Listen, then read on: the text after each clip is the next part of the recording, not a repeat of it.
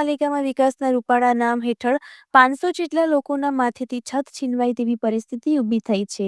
પાલિકાએ notice આપી તે લોકોને જગ્યા ખાલી કરવાની સૂચના આપી છે.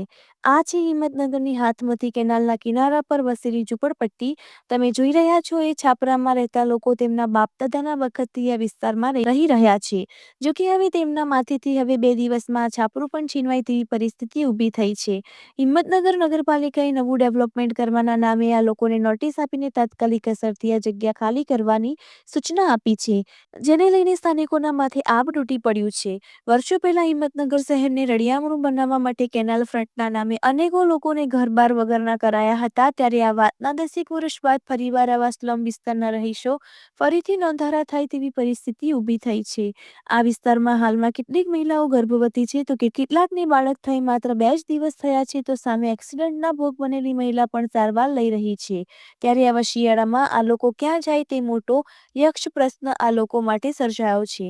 10 વર્ષ પહેલા અનેકો લોકોને નોંધારા કરી કેનાલ ફ્રન્ટમાં કરોડોનું આંદણ કર્યા બાદ પણ હાલ આ કેનાલ ફ્રન્ટ એક રીતે તો બિનઉપયોગી પડી રહ્યો છે અને એનું કારણ ઘર ગુમાવનારા લોકોની હાય છે. ત્યારે હવે ફરી નગરપાલિકા 10 વર્ષ પહેલા જે રસ્તે જઈ રહી હતી તે જ રસ્તો પકડી રહી છે. Bureau report Rohitsinh Chauhan, Sabarkantha.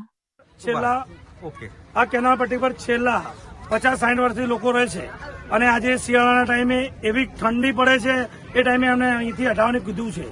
અને ઘણી બહેનોની ડિલિવરી છે, પ્રેગ્નેન્ટ પણ છે અને ઘણા લોકોના એક્સિડન્ટ થઈને પગ પણ ભગાયેલા આ ઝૂંપડપટ્ટીમાં હોય છે. અને અમને કોઈ વિકલ્પ વ્યવસ્થા આલ્યા વગર અહીંયાથી એમને ગાડી મૂકવા માટે નગરપાલિકાએ ચીફ ઓફિસરે નોટિસ આપેલી છે. એટલે એમને વિકલ્પ વ્યવસ્થા મળે, સારી જગ્યા મળે અને સારા મકાન મળે એવી સરકાર જોડે મારી નમ્ર અપીલ છે. સરણિયા વસ્તી અહીંયા રહીએ છીએ.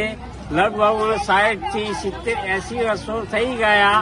કોઈ આ ઓબાની લાઈનો હતી, કોઈ આ વસ્તી નહોતી, કોઈ શારદા કુંભમાં વસ્તી નહોતી અને કોંગ્રેસે અમને જમીન આપી હતી. માપીને કોર્ટે તો અમે છાપરા બનાયા, આના બનાયા. સ્મશાન ખાતું હતું, સ્મશાન ખાતાને અમે પૂરું કરીને જમીન અમે માપીને ના કરી, બીજું ત્રીજું કરી. તો આજે તમે લોકો અમને વસાયા છે ને અમને વસાઈને તમે કાઢો છો તો અમારે જવું ક્યાં સાહેબ? અમારા બાલ બચ્ચા આજે શિયાળો આવ્યો, અમે ઠંડીના ક્યાં રહીએ ક્યાં ના રહીએ? અમને કોઈ મકાનો નથી મળી, વ્યવસ્થા નહીં મળી, તો અમારા બાલ બચ્ચો લઈને અમે ક્યાં જઈએ સાહેબ?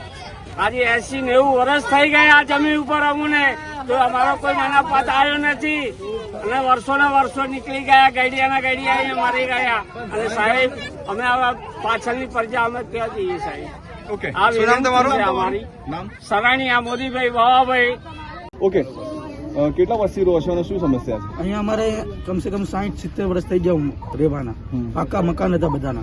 પાકા મકાન થી અમને આપ્યા હતા ખરી ઘર, પણ અમુકને ઘર આપ્યા છે ને અમુકને નથી આપ્યા. બધાના ભાઈ અહીંયાના સાપરાના કાગળિયા બી પડ્યા છે, જે રહેતા હતા ને એના કાગળિયા બી પડ્યા છે, બધા દસ્તાવેજ પડ્યા છે, બધા કોઈ અડધાને નથી આપ્યા. અત્યારે ઝૂંપડા અત્યારે હતા એ ઘરમાં રહે છે અને જેને નથી એ ઝૂંપડામાં રહે છે. બધા ઝૂંપડા મૂકીને અત્યારે ક્યાં જઈએ અમે? હતા એમના ઘર પર એ રહેવા જતા રહેશે, પણ બીજા ક્યાં રહેવા જશે? કેટલા દિવસ આવવાનું કીધું? કાલ 2 દિવસની વોર્નિંગ આલી, રવિવાર ને કાલ સોમવાર 2 દિવસની નોટિસ આપી છે અમને કે અત્યારે બાલ બચ્ચા ક્યાં ઠંડીમાં લઈને જઈએ. સરકારે લાભ કોઈ આપ્યો નથી. આપ્યા છે એ રહેશે, નહીં આપ્યા એ ક્યાં જશે? સરકારને અમારી એટલી નિરમતા કે કહીએ છીએ કે અમને જે સાપરા હતા એમાં રહેવા દે, પછી અમને સુવિધા કરશે ત્યારે અમે જતા રહીશું. ઓકે, શું થયું છે? એટલે અમે કેટલા વર્ષોથી આવ્યા અને અત્યારે પાડું કરે અને ચા જઈને કાઢે. ચા રહેવાનું, અમારે ચા રહેવાનું અત્યારે. તો અમને કઈ જગ્યા તો દેખાડ્યું કે ના દેખાડ્યું કે ના દેખાડ્યું કે ભાઈ આ જગ્યાએ તમે પડ્યા રહ્યો, આ તમારું લેવો અને હાંસો. નથી થતું.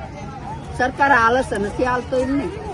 આટલા વર્ષોથી હાંસ્યું અને અત્યારે કાઢી મેકે તો એમે ક્યાં જઈએ? શું નામ તમારું?